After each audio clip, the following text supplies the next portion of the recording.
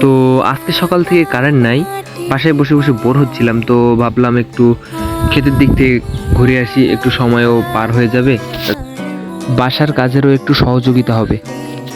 তো যেই ভাবা সেই কাজ, চলে গেলাম খেতে। খেতে গিয়ে দেখলাম যে গাছে প্রচুর পরিমাণে আম ধরছে।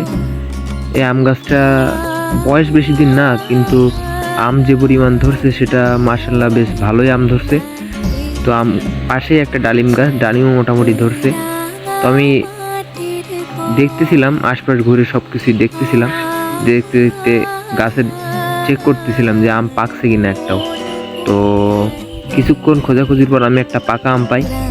তো আমটা হাতে নিয়ে দেখি একেবারে পেকে গেছে, গাছ পাকা আম, আঠা ঝরতেছে বলে আমি এটাকে দেখতেছিলাম, দেখতে যে পুরাই পেকে গেছে। আমটায় প্রচুর আঠা ঝরতেছিল বলে আমি নিচে রেখে দিলাম। রেখে দিয়ে আমি একটু আরও খুঁজতেছিলাম যে আর আম আছে কিনা, পাকা আম আর আছে কিনা গাছে। তো আমগুলো সব ডেসে গেছে, আজকে সব পেড়ে বাসায় নিয়ে যাব।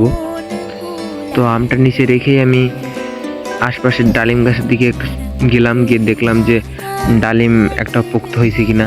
তো বেশ খোঁজাখুঁজির পরে দেখলাম যে তেমন কোনো ডালিম একটাও পাড়ার মতো হয়নি, কিন্তু একটা ডালিম দেখতে পেলাম যেটা একটু ইনজুরি হয়ে গেছে, ডালিমটা যেন পোকায় নষ্ট করে দিছে।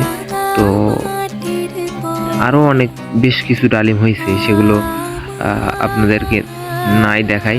এখন আপনাদের আর একটা জিনিস আমি দেখাবো, এক্ষুনি দাঁড়ান, আর একটা খুব মজার একটা জিনিস দেখাবো, সবাই একটু অপেক্ষা করেন।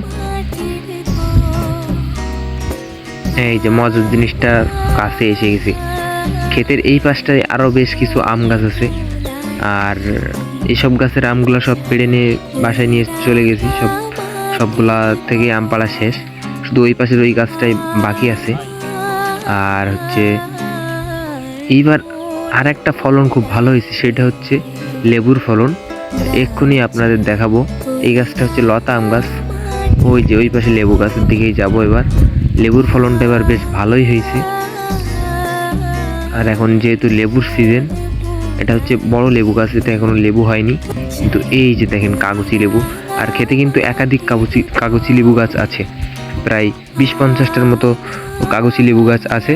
প্রত্যেকটাতেই খুব ভালো পরিমাণেই লেবু ধরেছে। এবার ক্ষেতটা আমাদের বাসা থেকে বেশ কিছুটা দূরে, এজন্য খেতে ততটাও আসা হয় না, বাট যখনই আসি তখনই আর এখান থেকে যেতেই মন চায় না। তো মানে এখানের পরিবেশটা কি বলবো, একেবারে অসাধারণ। তো আম গাছে আসলাম, কারণ যে আমটা পেড়ে রাখছি পাকা আম, ওইটা একটু টেস্ট করতে হবে যে এটা কি আম।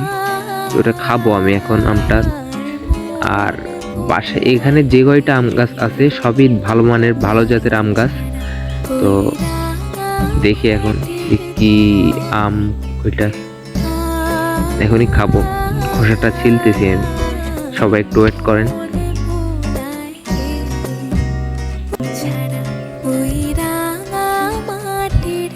কি বলবো, আমটা যে এত মিষ্টি, বাট এটা আপনারা না খেলে বুঝতে পারবেন না। রিসেন্টলি আমি আমটার নাম জানি না, যেহেতু নামটা আপনাদের বলতে পারতেছি না, বাট আমটা যে এত সুন্দর, এত মিষ্টি, সেটা বলে এক কথায় বলে বোঝানোর মতো না।